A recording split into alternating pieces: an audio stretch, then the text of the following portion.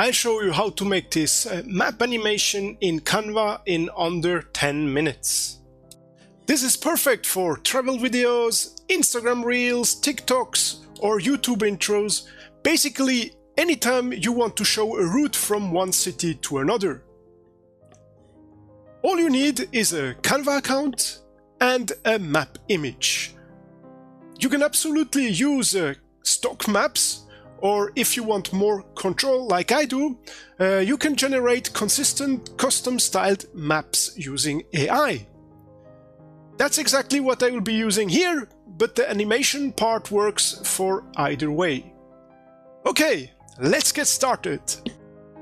So I'm here in my Canva account. I have a pro account, but this animation works perfectly well with the free account. First thing we have to do is to create a new document. What you have to think is that this will probably be a kind of B-roll that you will add over an existing A-roll.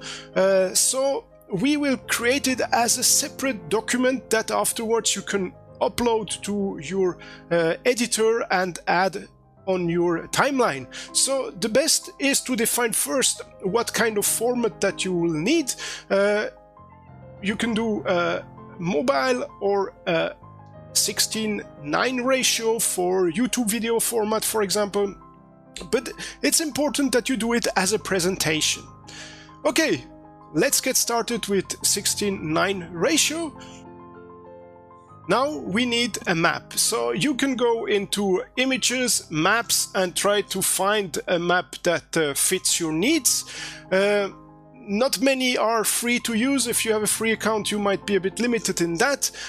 For me, I will use a map that I've uploaded that actually I generated with AI using my tool that I've linked below in the description. So this is the map that we are going to use, that I generated. So I will put it like that. This is our starting point. Now I will insert the place where the plane starts and where it lands. And for that I simply, you have plenty of options. You can put a pin. I will simply put a little disc. I will put it in white, make it small enough, and it's supposed to be in Paris. So Paris is somewhere here. Maybe it might be a good idea to double check with Google Maps where it is. And the destination will be Venice, so I copied it, and here I mark Venice as destination. So we have already the starting and end point of our journey defined. In the next step, we are going to draw the journey, and for that we're going to use a line. I will use this type of line, and this will be the start point, and this the end point. Now I can customize this line a little bit, so I want to make it white as well. I go here, then I make it a bit larger, let's say 20, and then I want to end it in an arrow. So, okay, this looks not too bad. Then since it's a plane journey, it's a bit higher up. Okay. Now the next step is to make this a bit more realistic by adding actually a shadow to this line. So what I do, I will simply copy that. For that you can press Ctrl D, and so you have it doubles it. But now I will change the color to black, and the transparency I will increase it a lot so that you can maybe 14% like that. And now I put it here, and since it's going to show a much straighter line on the floor, I have it now made like that. And now I just have to put it at below the white arrow, and now we have a kind of nice shadow from this journey. The next step is to select both of them and to group them as one entity. Before we go into the animation, let's add some text using the the names of the start destination, Ctrl+C, Ctrl+V, copy, and then we put Venice, so I have the same style for both. You can put some drop shadows if you want, so put effects and shadows so that we have a bit the same effect here. You can offset a bit, change the direction, play with this until seeing where the light comes from, and then I can simply take the same style and apply it to Venice, and then I also have the shadow here. So this is the final output, how our map is going to look like at the end.